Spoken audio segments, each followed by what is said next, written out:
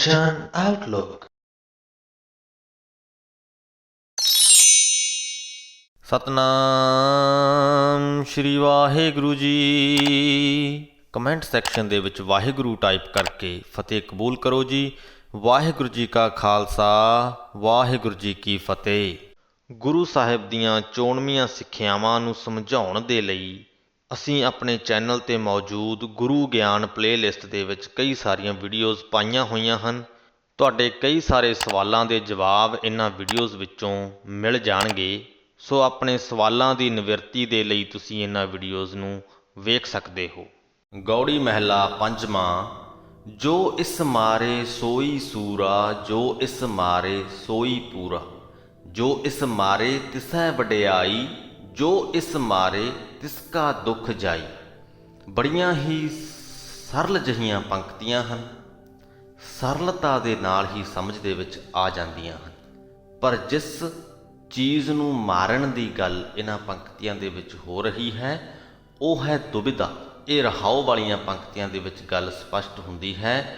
ਗੁਰੂ ਜੀ ਲਿਖਦੇ ਨੇ, ਐਸਾ ਕੋਏ ਜੇ ਦੁਬਿਧਾ ਮਾਰ ਗਵਾਵੈ। ਕਹਿੰਦੇ ਅਜਿਹਾ ਕੋਈ ਵਿਰਲਾ ਮਨੁੱਖ ਹੀ ਹੁੰਦਾ ਹੈ ਜਿਹੜਾ ਦੁਬਿਧਾ ਨੂੰ, ਮੇਰ ਤੇਰ ਨੂੰ ਆਪਣੇ ਅੰਦਰੋਂ ਮਾਰ ਕੇ ਖਤਮ ਕਰ ਲੈਂਦਾ ਹੈ। ਤੇ ਜਿਨੇ ਇਹ ਮਾਰ ਲਈ, ਇਸੈ ਮਾਰ ਰਾਜ ਜੋਗ ਕਮਾਵੈ ਰਹਾਉ। ਕਹਿੰਦੇ ਇਹਨੂੰ ਆਪਣੇ ਅੰਦਰੋਂ ਖਤਮ ਕਰਕੇ ਰਾਜ ਦੇ ਵਿੱਚ ਰਹਿੰਦਾ ਹੋਇਆ, ਭਾਵ ਗ੍ਰਹਿਸਥ ਦੇ ਵਿੱਚ ਰਹਿੰਦਾ ਹੋਇਆ ਹੀ ਜੋਗ ਹਾਸਲ ਕਰ ਲੈਂਦਾ ਹੈ, ਉਸ ਪਰਮਾਤਮਾ ਦੇ ਨਾਲ ਮੇਲ ਜੋਲ ਹਾਸਲ ਕਰ ਲੈਂਦਾ ਹੈ। ਇਹ ਰਹਾਉ ਵਾਲੀਆਂ ਪੰਕਤੀਆਂ ਸਨ ਜਿਨ੍ਹਾਂ ਦੇ ਵਿੱਚ ਦੁਬਿਧਾ ਨੂੰ ਮਾਰਨ ਦੀ ਗੱਲ ਹੋ ਰਹੀ ਹੈ। ਤੇ ਤੋਂ ਪਹਿਲੇ ਦੀਆਂ ਜੋ ਪੰਕਤੀਆਂ ਨੇ, ਗੁਰੂ ਜੀ ਕਹਿੰਦੇ ਨੇ, ਜੋ ਇਸ ਮਾਰੇ ਸੋਈ ਸੂਰਾ, ਜੋ ਇਸ ਮਾਰੇ ਸੋਈ ਪੂਰਾ। ਕਿ ਜਿਨਨੇ ਦੁਬਿਧਾ ਮਾਰ ਲਈ, ਜਿਨਨੇ ਮੇਰ ਤੇਰ ਨੂੰ ਆਪਣੇ ਅੰਦਰੋਂ ਖਤਮ ਕਰ ਲਿਆ, ਉਹੀ ਅਸਲ ਦੇ ਵਿੱਚ ਸੂਰਮਾ ਹੈ। ਉਹੀ ਮਨੁੱਖ ਸੰਪੂਰਨ ਹੈ, ਸਾਰੇ ਗੁਣਾਂ ਦਾ ਮਾਲਕ ਹੈ।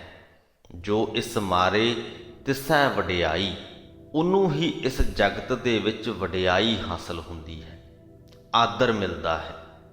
ਜੋ ਇਸ ਮਾਰੇ ਤਿਸਕਾ ਦੁੱਖ ਜਾਈ, ਤੇ ਉਹਦਾ ਹਰ ਪ੍ਰਕਾਰ ਦਾ ਦੁੱਖ ਦੂਰ ਹੋ ਜਾਂਦਾ ਹੈ। ਜੋ ਇਸ ਮਾਰੇ ਤਿਸ ਕਉ ਭਉ ਨਾਹੀ, ਉਹਨੂੰ ਕਿਸੇ ਪ੍ਰਕਾਰ ਦਾ ਕੋਈ ਦੁਨਿਆਵੀ ਡਰ ਨਹੀਂ ਰਹਿ ਜਾਂਦਾ।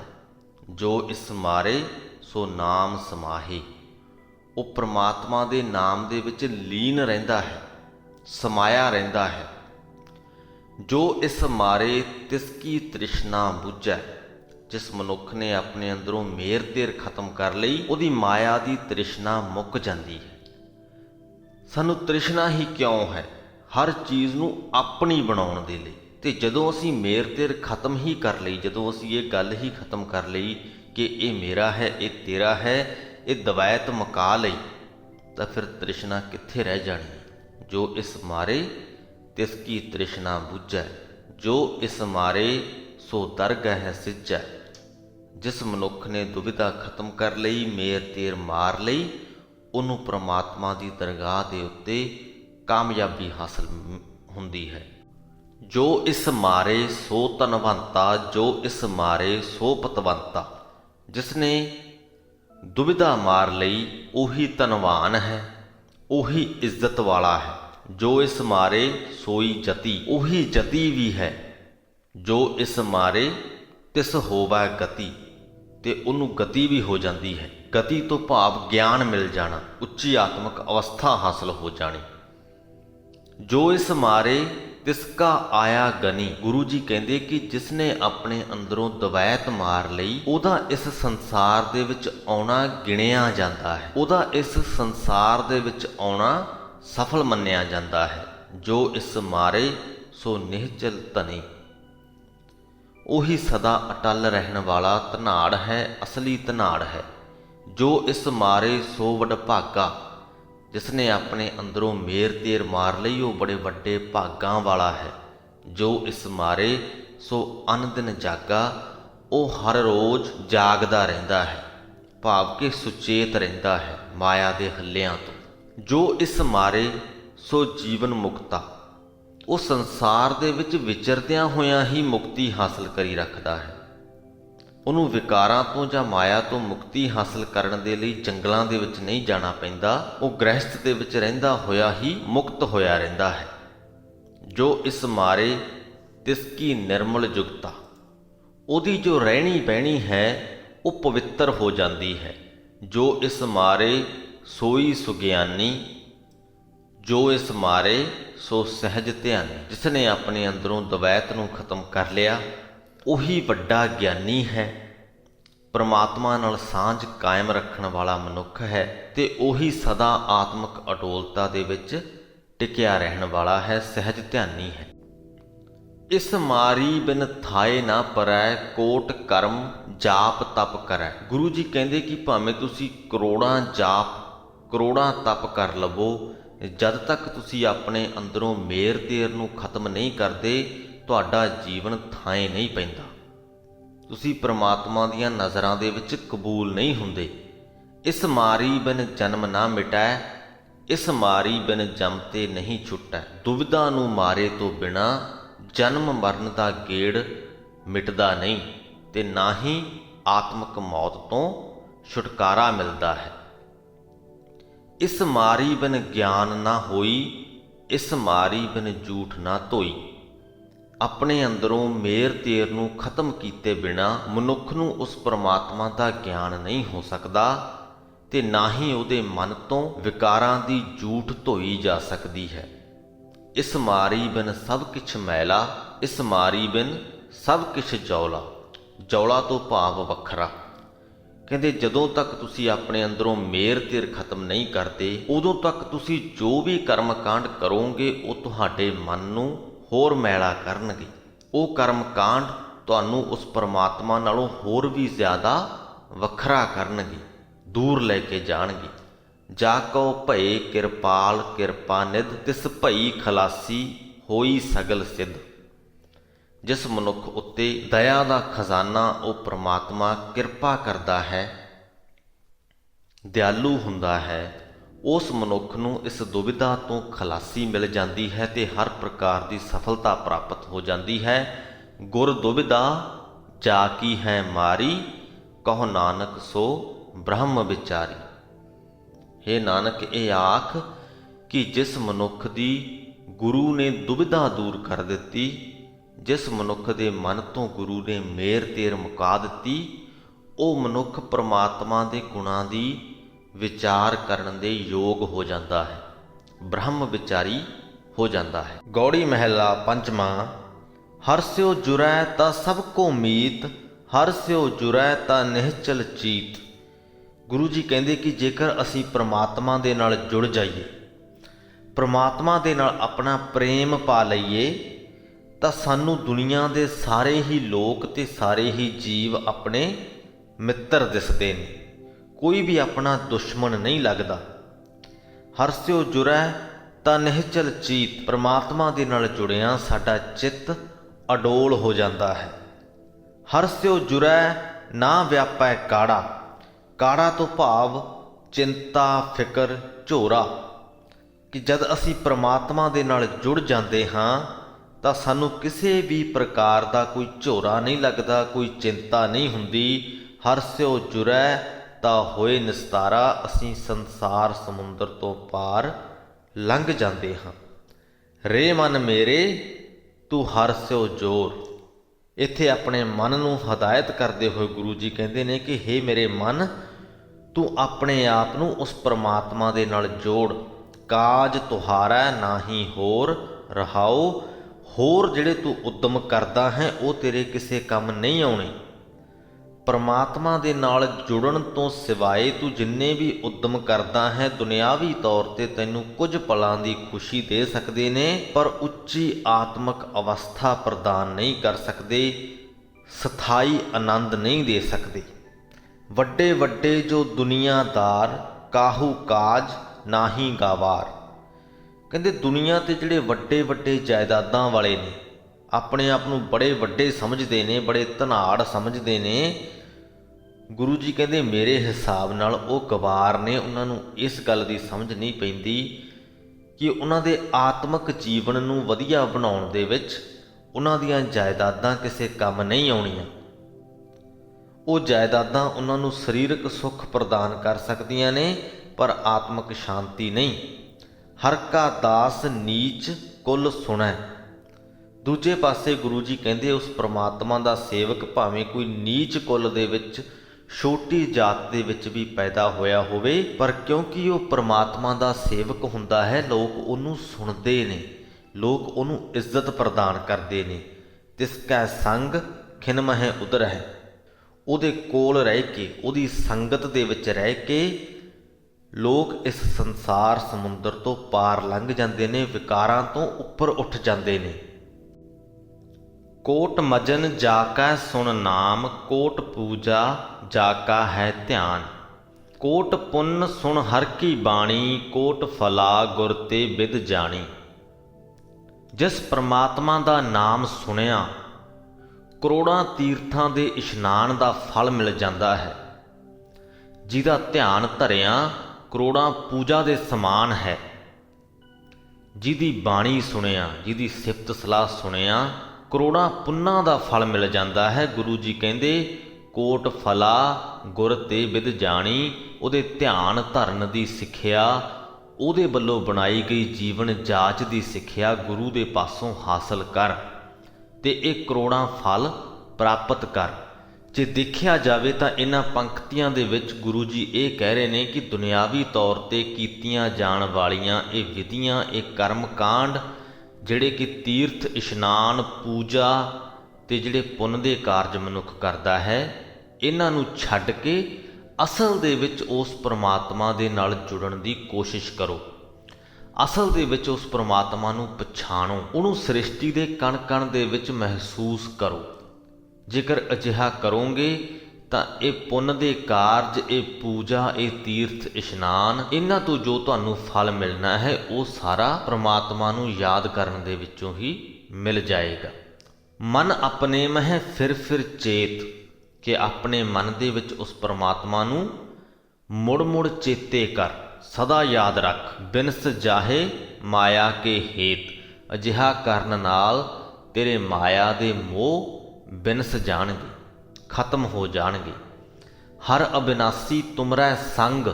ਇਹ ਗੱਲ ਯਾਦ ਰੱਖ ਕਿ ਉਹ ਕਦੇ ਨਾ ਮਿਟਣ ਵਾਲਾ ਪ੍ਰਮਾਤਮਾ ਸਦਾ ਤੇਰੇ ਨਾਲ ਹੈ, ਨਾਲ ਵਸਦਾ ਹੈ। ਮਨ ਮੇਰੇ ਰਚ ਰਾਮ ਕੈ ਰੰਗ। ਹੇ ਮੇਰੇ ਮਨ, ਉਸ ਪ੍ਰਮਾਤਮਾ ਦੇ ਰੰਗ ਦੇ ਵਿੱਚ ਰੰਗਿਆ ਜਾ, ਉਹਦੇ ਵਿੱਚ ਰਮ ਜਾ। ਜਾ ਕੈ ਕਾਮ ਉਤਰੈ ਸਭ ਭੂਖ। ਜਿਸ ਪ੍ਰਮਾਤਮਾ ਦੀ ਸੇਵਾ ਭਗਤੀ ਕੀਤਿਆਂ ਸਾਡੀ ਮਾਇਆ ਦੀ ਸਾਰੀ ਭੁੱਖ ਦੂਰ ਹੋ ਜਾਂਦੀ ਹੈ। ਜਾ ਕੈ ਕਾਮ ਨਾ ਜੋ ਹੈ ਦੂਤ। ਜਿਸ ਦੀ ਸੇਵਾ ਭਗਤੀ ਕੀਤਿਆਂ ਦੂਤ ਸਾਡੇ ਨੇੜੇ ਵੀ ਨਹੀਂ ਟੁੱਕਦੇ। ਜਾ ਕੈ ਕਾਮ ਤੇਰਾ ਵੱਡ ਗਮਰ। ਗਮਰ ਤੋਂ ਭਾਵ ਤੇਜ਼ ਜਾਂ ਪ੍ਰਤਾਪ। ਜਿਸ ਪ੍ਰਕਾਰ ਅਸੀਂ ਅਕਸਰ ਕਹਿ ਦਿੰਦੇ ਹਾਂ ਕਿ ਉਹਦੇ ਮੱਥੇ ਤੇ ਬੜਾ ਤੇਜ਼ ਹੈ, ਤਾਂ ਗੁਰੂ ਜੀ ਕਹਿੰਦੇ ਕਿ ਜਿਹਦੀ ਸੇਵਾ ਭਗਤੀ ਕੀਤਿਆਂ ਤੇਰੇ ਮੱਥੇ ਤੇ ਤੇਜ਼ ਪ੍ਰਤਾਪ ਉਤਪੰਨ ਹੁੰਦਾ ਹੈ। ਜਾ ਕੈ ਕਾਮ ਹੋਵੈ ਤੂੰ ਅਮਰ। ਜਿਸ ਦੀ ਸੇਵਾ ਭਗਤੀ ਕੀਤਿਆਂ ਤੇਰਾ ਆਤਮਿਕ ਜੀਵਨ ਅਮਰ ਹੋ ਸਕਦਾ ਹੈ। ਆਤਮਿਕ ਤੌਰ ਤੇ ਤੈਨੂੰ ਮੌਤ ਸਹੇੜ ਨਹੀਂ ਸਕਦੀ। ਜਾ ਕੇ ਚਾਕਰ ਕਉ ਨਹੀਂ ਡਾਨ, ਜਾ ਕੇ ਚਾਕਰ ਕਉ ਨਹੀਂ ਬਾਨ। ਡਾਨ ਤੋਂ ਭਾਵ ਸਜ਼ਾ ਤੇ ਬਾਨ ਤੋਂ ਭਾਵ ਐਬ। ਗੁਰੂ ਜੀ ਕਹਿੰਦੇ ਉਸ ਪ੍ਰਮਾਤਮਾ ਦੇ ਸੇਵਕ ਨੂੰ ਨਾ ਕੋਈ ਸਜ਼ਾ ਮਿਲਦੀ ਹੈ ਤੇ ਨਾ ਹੀ ਉਹਨੂੰ ਕੋਈ ਐਬ ਲੱਗਿਆ ਹੁੰਦਾ ਹੈ। ਜਾ ਕੈ ਦਫ਼ਤਰ ਪੁੱਛੈ ਨਾ ਲੇਖਾ, ਤਾਕੀ ਚਾਕਰੀ ਕਰੋ ਵਿਸੇਖਾ। ਜਿਹਦੇ ਦਫ਼ਤਰ ਦੇ ਵਿੱਚ ਲੇਖਾ ਨਹੀਂ ਪੁੱਛਿਆ ਜਾਂਦਾ, ਕਿਉਂਕਿ ਜਦੋਂ ਤੁਹਾਡੇ ਦਿਲ ਦੇ ਵਿੱਚ ਸੇਵਾ ਭਾਵ ਹੋਵੇ ਤਾਂ ਤੁਸੀਂ ਕੋਈ ਕੁਕਰਮ ਕਰਦੇ ਹੀ ਨਹੀਂ ਹੋ। ਇਸ ਕਰਕੇ ਜਿਹਦੇ ਦਿਲ ਦੇ ਵਿੱਚ ਸੇਵਾ ਭਾਵ ਹੋਏਗਾ ਉਹ ਪ੍ਰਮਾਤਮਾ ਦਾ ਸੇਵਕ ਹੋਏਗਾ, ਤੇ ਜੋ ਪ੍ਰਮਾਤਮਾ ਦਾ ਸੇਵਕ ਹੋਏਗਾ ਉਹਦੇ ਤੋਂ ਪ੍ਰਮਾਤਮਾ ਦੇ ਦਫ਼ਤਰ ਵਿੱਚ ਕੋਈ ਲੇਖਾ ਨਹੀਂ ਮੰਗਿਆ ਜਾਂਦਾ। ਇਸ ਲਈ ਗੁਰੂ ਜੀ ਕਹਿੰਦੇ ਤਾਂ ਕਿ ਚਾਕਰੀ ਕਰੋ ਵਿਸੇਖਾ। ਉਚੇਚੇ ਤੌਰ ਤੇ ਉਸ ਪ੍ਰਮਾਤਮਾ ਦੀ ਭਗਤੀ, ਉਹਦੀ ਸੇਵਾ ਕਰਨੀ ਚਾਹੀਦੀ ਹੈ। ਜਾਕੈ ਊਨ ਨਾਹੀ ਕਾਹੂ ਬਾਤ। ਜਿਹਦੀ ਕੋਈ ਵੀ ਬਾਤ ਅਧੂਰੀ ਨਹੀਂ ਹੈ, ਜਿਹਦੇ ਘਰ ਕਿਸੇ ਵੀ ਚੀਜ਼ ਦੀ ਕੋਈ ਕਮੀ ਨਹੀਂ ਹੈ। ਏਕੈ ਆਪ ਅਨੇਕੈ ਭਾਤ। ਉਹ ਆਪ ਤੇ ਇੱਕ ਹੀ ਹੈ, ਪਰ ਫਿਰ ਵੀ ਅਨੇਕ ਭਾਤ ਦੇ ਰੂਪਾਂ ਦੇ ਵਿੱਚ ਪ੍ਰਗਟ ਹੋ ਰਿਹਾ ਹੈ। ਜਾ ਕੀ ਦ੍ਰਿਸ਼ਟ ਹੋਏ ਸਦਾ ਨਿਹਾਲ, ਮਨ ਮੇਰੇ ਕਰ ਤਾਕੀ ਘਾਲ। ਜਿਹਦੀ ਮਿਹਰ ਦੀ ਨਿਗਾਹ ਨਾਲ ਜੀਵ ਨਿਹਾਲ ਹੋ ਜਾਂਦਾ ਹੈ। ਹੇ ਮੇਰੇ ਮਨ, ਤੂੰ ਉਹਦੀ ਸੇਵਾ ਭਗਤੀ ਕਰ। ਨਾ ਕੋ ਚਤੁਰ ਨਾਹੀ ਕੋ ਮੂੜਾ, ਨਾ ਕੋ ਹੀਣ ਨਾਹੀ ਕੋ ਸੂਰਾ। ਕਹਿੰਦੇ ਆਪਣੇ ਆਪ ਤੋਂ ਨਾ ਹੀ ਤਾਂ ਕੋਈ ਮਨੁੱਖ ਚਤੁਰ ਹੈ ਤੇ ਨਾ ਹੀ ਕੋਈ ਮੂਰਖ ਹੈ, ਨਾ ਹੀ ਕੋਈ ਨਿਤਾਣਾ ਹੈ ਤੇ ਨਾ ਹੀ ਕੋਈ ਸੂਰਮਾ ਹੈ। ਜਿਤ ਕੋ ਲਾਇਆ ਤਿਤ ਹੀ ਲਾਗਾ। ਹਰੇਕ ਜੀਵ ਨੂੰ ਪ੍ਰਮਾਤਮਾ ਨੇ ਜਿਸ ਪਾਸੇ ਲਾਇਆ ਹੋਇਆ ਹੈ, ਉਹ ਜੀਵ ਉਸੇ ਪਾਸੇ ਹੀ ਲੱਗਿਆ ਹੋਇਆ ਹੈ। ਇਹ ਪੰਕਤੀਆਂ ਬੜੀਆਂ ਹੀ ਮਹੱਤਵਪੂਰਨ ਨੇ। ਜਦੋਂ ਅਸੀਂ ਦੁਨੀਆ ਦੇ ਵਿੱਚ ਝਾਤੀ ਮਾਰਦੇ ਹਾਂ, ਸਾਨੂੰ ਬੜੇ ਵੱਖ-ਵੱਖ ਪ੍ਰਕਾਰ ਦੇ ਇਨਸਾਨ ਨਜ਼ਰ ਆਉਂਦੇ ਨੇ। ਕਈ ਇਨਸਾਨ ਸਾਨੂੰ ਇੰਨੇ ਇਸ ਪ੍ਰਕਾਰ ਦੇ ਵੀ ਨਜ਼ਰ ਆਉਂਦੇ ਨੇ ਜਿਨ੍ਹਾਂ ਬਾਰੇ ਅਸੀਂ ਸੋਚਦੇ ਹਾਂ ਕਿ ਯਾਰ ਇਹ ਛੋਟੀ-ਛੋਟੀ ਗੱਲ ਵੀ ਕਿਉਂ ਨਹੀਂ ਸਮਝ ਪਾਉਂਦਾ। ਕਈ ਮਨੁੱਖ ਬੜੀਆਂ ਸਪਸ਼ਟ ਜਿਹੀਆਂ ਗੱਲਾਂ ਨੂੰ ਵੀ ਸਮਝ ਨਹੀਂ ਪਾਉਂਦੇ, ਤੇ ਕਈ ਮਨੁੱਖ ਸਾਨੂੰ ਇਸ ਪ੍ਰਕਾਰ ਦੇ ਵੀ ਟੱਕਰਦੇ ਨੇ ਜਿਹੜੇ ਬੜੇ ਚਲਾਕ ਆਪਣੇ ਆਪ ਨੂੰ ਸਮਝਦੇ ਆ। ਆਪਣੀਆਂ ਚਲਾਕੀਆਂ ਦੇ ਨਾਲ ਕਈ ਪ੍ਰਕਾਰ ਦੇ ਚੰਗੇ ਮਾੜੇ ਕੰਮ ਕਰਦੇ ਆ, ਆਪਣਾ ਫਾਇਦਾ ਕਰਨ ਦੀ ਕੋਸ਼ਿਸ਼ ਕਰਦੇ ਆ। ਉਹਨਾਂ ਨੂੰ ਵੇਖ ਕੇ ਵੀ ਸਾਨੂੰ ਲੱਗਦਾ ਹੈ ਕਿ ਇਹ ਇਨਸਾਨ ਸਿੱਧੀ ਸਾਦੀ ਜ਼ਿੰਦਗੀ ਕਿਉਂ ਨਹੀਂ ਜਿਉ ਸਕਦਾ। ਇਹ ਕਿਰਤ ਕਰਕੇ, ਆਪਣਾ ਫਾਇਦਾ ਕਰਕੇ ਕਿਉਂ ਨਹੀਂ ਰਹਿ ਸਕਦਾ, ਕਿਉਂ ਦੂਜਿਆਂ ਦਾ ਨੁਕਸਾਨ ਕਰਕੇ ਆਪਣਾ ਫਾਇਦਾ ਕਰਨ ਤੱਕ ਵੀ ਜਾਂਦਾ ਹੈ। ਇੱਦਾਂ ਦੇ ਸਵਾਲ ਸਾਡੇ ਮਨਾਂ ਦੇ ਵਿੱਚ ਉੱਠਦੇ ਆ ਜਦੋਂ ਅਸੀਂ ਬੜੇ ਵੱਖ-ਵੱਖ ਪ੍ਰਕਾਰ ਦੇ ਮਨੁੱਖਾਂ ਨੂੰ ਵੇਖਦੇ ਹਾਂ। ਸਾਡਾ ਇੱਥੇ ਕੋਈ ਰਾਜਨੀਤਿਕ ਮੰਤਵ ਤਾਂ ਨਹੀਂ, ਪਰ ਫਿਰ ਵੀ ਅੱਜ ਦੇ ਰਾਜਨੀਤਿਕ ਵਰਤਾਰੇ ਤੇ ਇਹ ਜੋ ਪੰਕਤੀਆਂ ਹਨ ਬੜੀਆਂ ਹੀ ਵਧੀਆ ਢੁਕਦੀਆਂ ਨੇ। ਜੋ ਅਸੀਂ ਹੁਣੇ ਗੱਲ ਕੀਤੀ ਹੈ ਕਿ ਸਾਨੂੰ ਬੜੀ ਵੱਖ-ਵੱਖ ਤਰ੍ਹਾਂ ਦੇ ਮਨੁੱਖ ਨਜ਼ਰ ਆਉਂਦੇ ਨੇ ਜਿਨ੍ਹਾਂ ਨੂੰ ਵੇਖ ਕੇ ਅਸੀਂ ਹੈਰਾਨ ਹੋ ਜਾਂਦੇ ਹਾਂ। ਤਾਂ ਜੇਕਰ ਤਾਂ ਅਸੀਂ ਗੱਲ ਕਰੀਏ ਭਾਰਤ ਦੇਸ਼ ਦੇ ਅੱਜ ਦੇ ਸ਼ਾਸਕ ਦੀ, ਤਾਂ ਉਹ ਆਪਣੇ ਆਪ ਨੂੰ ਬੜਾ ਚਤੁਰ ਸਮਝਦਾ ਹੈ ਤੇ ਆਪਣੀ ਚਤੁਰਾਈ ਦਾ ਇਸਤੇਮਾਲ ਲੋਕਾਂ ਨੂੰ ਤੰਗ ਕਰਨ ਦੇ ਲਈ ਤੇ ਆਪਣੇ ਆਪ ਨੂੰ ਜਾਂ ਆਪਣੇ ਕੁਝ ਚਹੇਤਿਆਂ ਨੂੰ ਖੁਸ਼ ਕਰਨ ਦੇ ਲਈ ਕਰ ਰਿਹਾ ਹੈ। ਤਾਂ ਸਾਡੇ ਵਰਗੇ ਆਮ ਲੋਕ ਹੈਰਾਨ ਹੁੰਦੇ ਨੇ ਕਿ ਜੇਕਰ ਉਸ ਇਨਸਾਨ ਦੇ ਕੋਲ ਪਾਵਰ ਆਈ ਹੈ, ਸੱਤਾ ਆਈ ਹੈ, ਉਸ ਸੱਤਾ ਦਾ ਇਸਤੇਮਾਲ ਉਹ ਚੰਗੇ ਕੰਮ ਕਰਨ ਦੇ ਲਈ ਕਿਉਂ ਨਹੀਂ ਕਰ ਸਕਦਾ। ਉਹ ਲੋਕਾਂ ਦਾ ਭਲਾ ਕਰਨ ਦੇ ਬਾਰੇ ਕਿਉਂ ਨਹੀਂ ਸੋਚ ਸਕਦਾ। ਤੇ ਦੂਜੇ ਪਾਸੇ ਉਸੇ ਸ਼ਾਸਕ ਦੇ ਜਿਨ੍ਹਾਂ ਨੂੰ ਭਗਤ ਕਿਹਾ ਜਾਂਦਾ, ਉਹ ਲੋਕ ਨੇ ਜਿਨ੍ਹਾਂ ਬਾਰੇ ਅਸੀਂ ਸੋਚਦੇ ਹਾਂ ਕਿ ਉਹ ਛੋਟੀਆਂ-ਛੋਟੀਆਂ ਗੱਲਾਂ ਕਿਉਂ ਨਹੀਂ ਸਮਝ ਪਾਉਂਦੇ। ਜਿਹੜਾ ਮਨੁੱਖ, ਜਿਹੜਾ ਉਹ ਸ਼ਾਸਕ ਕਦੇ ਮਹਿੰਗਾਈ ਨੂੰ ਲੈ ਕੇ ਅੰਦੋਲਨ ਕਰਦਾ ਫਿਰਦਾ ਸੀ, ਅੱਜ ਖੁਦ ਜਦੋਂ ਸੱਤਾ ਦੇ ਵਿੱਚ ਹੈ ਤਾਂ ਮਹਿੰਗਾਈ ਨੂੰ ਕੰਟਰੋਲ ਨਹੀਂ ਕਰ ਪਾ ਰਿਹਾ। ਇੱਕ ਆਮ ਇਨਸਾਨ ਇਸ ਗੱਲ ਨੂੰ ਦੇਖ ਕੇ ਬਿਲਕੁਲ ਇਹੀ ਸੋਚੇਗਾ ਕਿ ਜੋ ਸੱਤਾਧਾਰੀ ਮਨੁੱਖ ਹੈ ਉਹ ਨਾਕਾਬਲ ਹੈ। ਉਹਨੂੰ ਉਹਦੀ ਨਾਕਾਬਲੀਅਤ ਪ੍ਰਤੱਖ ਤੌਰ ਤੇ ਨਜ਼ਰ ਆਏਗੀ, ਉਹਨੂੰ ਉਹਦਾ ਦੋਗਲਾਪਨ ਪ੍ਰਤੱਖ ਤੌਰ ਤੇ ਨਜ਼ਰ ਆਏਗਾ ਕਿ ਕਿਵੇਂ ਜਦੋਂ 60-65 ਰੁਪਏ ਨੂੰ ਪੈਟਰੋਲ ਦੀ ਕੀਮਤ ਸੀ ਉਦੋਂ ਤੇ ਉਹ ਮਾੜੀ ਸੀ, ਤੇ ਹੁਣ ਜਦੋਂ 100 ਨੂੰ ਉੱਪੜੀ ਪਈ ਹੈ ਤਾਂ ਹੁਣ ਉਹ ਮਾੜੀ ਨਹੀਂ ਹੈ। ਹੁਣ ਉਹ ਮਨੁੱਖ ਇਹਦੇ ਤੇ ਗੱਲ ਵੀ ਨਹੀਂ ਕਰ ਰਿਹਾ। ਪਰ ਜਿਹੜੇ ਉਹਦੇ ਭਗਤ ਜਨ ਨੇ, ਜਿਨ੍ਹਾਂ ਨੂੰ ਅਸੀਂ ਇੱਥੇ ਜਿਹੜੀ ਇਹ ਪੰਕਤੀ ਹੈ ਕਿ ਨਾ ਕੋ ਚਤੁਰ ਨਾ ਹੀ ਕੋ ਮੂੜਾ, ਕਿ ਇੱਕ ਪਾਸੇ ਤੇ ਉਹ ਸ਼ਾਸਕ ਹੈ ਜਿਹੜਾ ਚਤੁਰ ਹੈ, ਦੂਜੇ ਪਾਸੇ ਉਹਦੇ ਭਗਤ ਨੇ ਜਿਹੜੇ ਮੂੜੇ ਨੇ, ਉਹਨਾਂ ਨੂੰ ਇਹ ਦੋਗਲਾਪਣ ਦਿਖ ਨਹੀਂ ਰਿਹਾ। ਤੇ ਸਾਡੇ ਵਰਗੇ ਬੈਠੇ ਸੋਚਦੇ ਨੇ ਕਿ ਕਿਉਂ ਨਹੀਂ ਦਿਸ ਰਿਹਾ, क्योंकि जित को लाया तित ही लागा। उस परमात्मा ने ਜਿਹਨੂੰ ਜਿਹੜੇ ਪਾਸੇ ਲਾਇਆ ਹੋਇਆ ਹੈ ਉਹ ਉਸੇ ਪਾਸੇ ਹੀ ਲੱਗਿਆ ਹੋਇਆ ਹੈ। ਸਾਡੇ ਸੋਚਣ ਨਾਲ ਉਹ ਚਤੁਰ ਸ਼ਾਸਕ ਲੋਕਾਂ ਦੀ ਭਲਾਈ ਬਾਰੇ ਨਹੀਂ ਸੋਚ ਸਕਦਾ। ਸਾਡੇ ਕਹਿਣ ਨਾਲ ਉਹ ਨਹੀਂ ਕਰਨ ਲੱਗ ਸਕਦਾ ਲੋਕਾਂ ਦੀ ਭਲਾਈ। ਉਹ ਉਦੋਂ ਹੀ ਕਰਨ ਲੱਗ ਸਕਦਾ ਹੈ ਜੇਕਰ ਪ੍ਰਮਾਤਮਾ ਉਹਨੂੰ ਲੋਕਾਂ ਦੀ ਭਲਾਈ ਵਾਲੇ ਪਾਸੇ ਨੂੰ ਲਾਵੇ। ਤੇ ਉਸੇ ਪ੍ਰਕਾਰ ਹੀ ਜਿਹੜੇ ਉਹਦੇ ਭਗਤ ਨੇ ਉਹਨਾਂ ਨੂੰ ਉਹਦਾ ਦੋਗਲਾਪਨ, ਉਹਦੀ ਨਾਕਾਬਲੀਅਤ ਉਦੋਂ ਹੀ ਨਜ਼ਰ ਪੈ ਸਕਦੀ ਹੈ ਜੇ ਪ੍ਰਮਾਤਮਾ ਉਹਨਾਂ ਨੂੰ ਇੰਨੀ ਅਕਲ ਦੇਵੇ ਕਿ ਉਹ ਇਸ ਗੱਲ ਨੂੰ ਵੇਖ ਸਕਣ। ਇਹ ਸਾਰੀ ਖੇਡ ਉਹਦੀ ਹੀ ਰਚਾਈ ਹੋਈ ਹੈ। ਮੇਰਾ ਖਿਆਲ ਹੈ ਕਿ ਅੱਜ ਦੀ ਇਸ ਵੀਡੀਓ ਦਾ ਇਹ ਸਾਰਾਂਸ਼ ਬੜਾ ਵਧੀਆ ਹੋ ਗਿਆ ਹੈ। ਇਸ ਮਹੱਤਵਪੂਰਨ ਗੱਲ ਨੂੰ ਅਸੀਂ ਚੇਤੇ ਦੇ ਵਿੱਚ ਰੱਖੀਏ। ਕਦੇ ਵੀ ਇਸ ਪ੍ਰਕਾਰ ਦੀਆਂ ਸਥਿਤੀਆਂ ਨੂੰ ਲੈ ਕੇ ਚਿੰਤਤ ਨਾ ਹੋਈਏ। ਇਸ ਗੱਲ ਨੂੰ ਚੇਤੇ ਰੱਖੀਏ ਕਿ ਜਿਤ ਕੋ ਲਾਇਆ ਤਿਤ ਹੀ ਲਾਗਾ। ਤੇ ਇਸੇ ਹੀ ਸੰਦੇਸ਼ ਤੇ ਅੱਜ ਦੀ ਵੀਡੀਓ ਦੀ ਸਮਾਪਤੀ ਕਰਦੇ ਹਾਂ ਜੀ। ਬੁਲਾਓ ਫਤਿਹ। ਵਾਹਿਗੁਰੂ ਜੀ ਕਾ ਖਾਲਸਾ, ਵਾਹਿਗੁਰੂ ਜੀ ਕੀ ਫਤਿਹ।